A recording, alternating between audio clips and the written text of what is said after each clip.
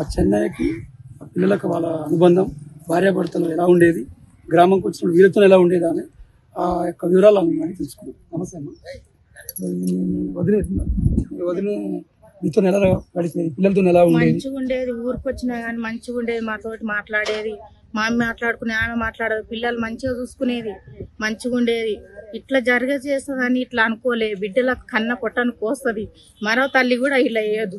ముగ్గురు పిల్లలు సాది 12 ఏళ్ళు చేసింది, 10 ఏళ్ళు చేసింది, 11 ఏళ్ళు చేసింది. కానీ పిల్లలకు కట్టిన కోత కడుపు కోత ఏ తల్లి మాత్రం చేయకూడదు. ఆ తల్లి దుర్మార్గరాలు చేసింది. కానీ ఈ రోజులలో ఇట్లా ఎవ్వరు చేయకూడదు. మరో తల్లి కూడా మళ్ళీ ఎన్నిక వీలు ఉండొద్దు. దాన్ని వాణి శివకుమార్ను ఎన్కౌంటర్ చేసి ఇంత పెట్రోల్ పోసి మొత్తం కనపడకుండా కాల్చి పడేయాలని కోపంతో ఉన్నాం సార్ మేము.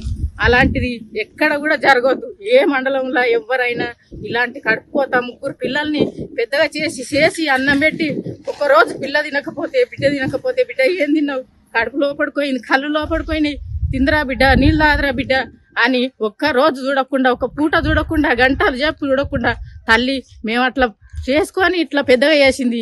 ఆ తల్లికి ఎట్లా చేతులు వచ్చినాయి, ఎట్లా చంపింది, విషం ఎట్లా పోసింది, టవాల చుట్టి కడుపు ముక్కు మూసి గొంతుకు ఉరేసి చంపి మళ్ళీ విషం పోసిన, పెరుగు పెట్టిన, అన్నం పెట్టిన అని చెప్తుంది.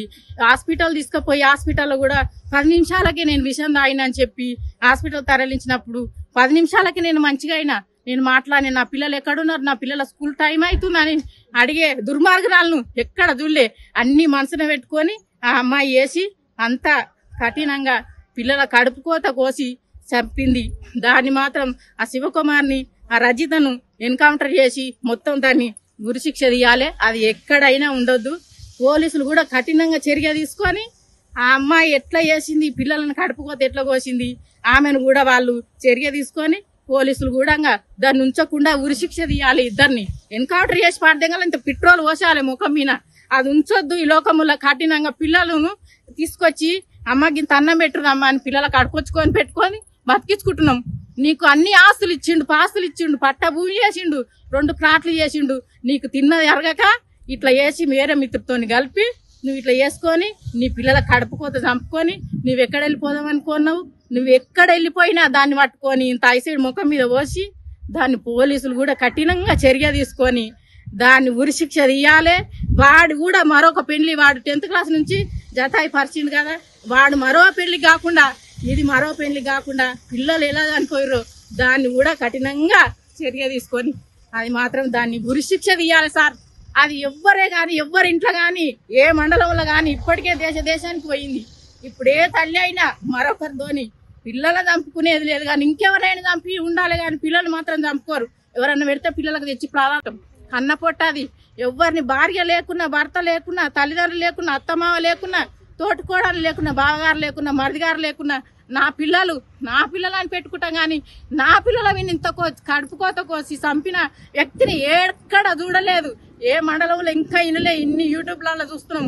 ప్రతి మంచికి ఫోన్ ఉంది, యూట్యూబ్ పెట్టుకొని వింటున్నాం. కానీ ఈ యూట్యూబ్ లో ఇలాంటి మంచి ఎక్కడ వెతికినా గానీ ఇట్లా దొరక కూడా ఆ అమ్మాయి కఠినంగా పిల్లలను ముక్కు మూసి టవాలేసి లాస్ట్ కడితే నేను పెరుగన్నంలో విషయం పెట్టినా అని చెప్తుంది. 10 నిమిషాలకే విషయం తాగిన నేనని తీసుకపోతే 10 నిమిషాలకే నా పిల్లలు బాగుర్రా అని అడుగుతుంది. అంటే అది ఎంత నటన చేస్తుంది.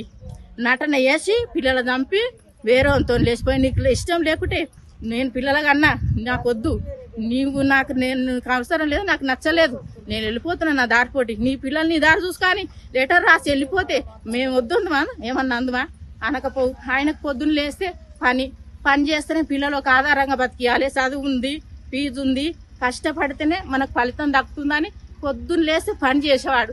చేసి అన్ని డబ్బులు ఆమెకే ఇచ్చేవాడు. సంసారం అంతా ఆమె చేతులు ఉంది. ఏ ఒక్కటి కూడా ఆయన చేతులు లేకుండా అన్ని ముందే జాగ్రత్త పడ్డది, తీసుకున్నది, వెళ్ళిపోయింది, పిల్లలను చంపింది. దాన్ని మాత్రం ఈ దేశంలో ఎక్కడైనా ఏ పోలీసులైనా అన్నలకు, తమ్ములకు అందరికి విజ్ఞప్తి చేసి చెప్తున్నా, ఉంచకూడదు. వాడిని కూడా మరో పెళ్లి చేసుకోకూడదు, వాడిని ఉంచకూడదు. దాన్ని ఉరిశిక్ష తీయాలి.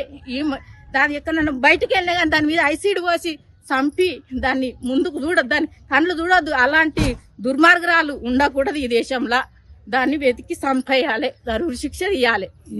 భార్యాభర్తలు మంచిగా ఉండేది, పిల్లలను ముగ్గురిని మంచిగా చూసుకునేది, మంచిగా సంసారం చేసుకునేది. ఒక 3 నెలల్లో 4 నెలల్లో అది మారిపోయింది. ఆ శివకుమార్ లవల పడి అది మర్చిపోయింది, పిల్లలను మర్చిపోయింది, భర్తను మర్చిపోయింది, సంసారం మర్చిపోయింది.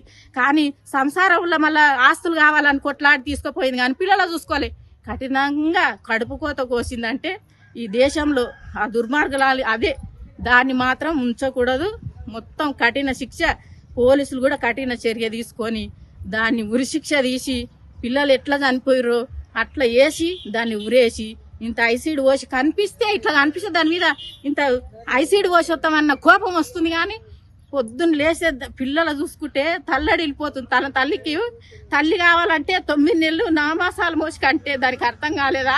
3 కాన్పులు ఎట్లా చేసింది? 3 పిల్లల 3 పిల్లల పెద్దగా చేసి 12 ఏళ్ళు చేసి పిల్లలు చంపుకున్నావంటే నువ్వు ఎంత దుర్మార్గరాలువే. నువ్వు ఉండి ఏం సాధించినవే నువ్వు. అస్సలు దానికి ఇంకా మాకు చెప్పనీకి వస్తలేదు. మాకు మొత్తం మీద అది ఉందో కూడదు. దాని వాడు కూడా మరో పెండ్లికి గురి కావద్దు. వాడిని కూడా ఎన్కౌంటర్ చేసి దాన్ని ఎన్కౌంటర్ చేసి. హైదరాబాద్లో ఉంటారు, ఎప్పుడు వచ్చినా మా పిల్లలు మేము మంచిగా చూసుకునేది.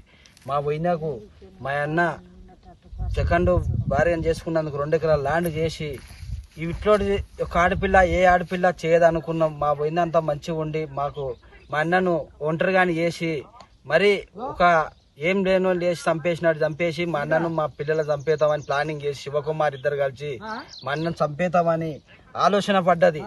ఆలోచనలా చాలా మా అన్న తెలియకుండానే ఆమె ప్లానింగ్ చాలా చేసింది. మా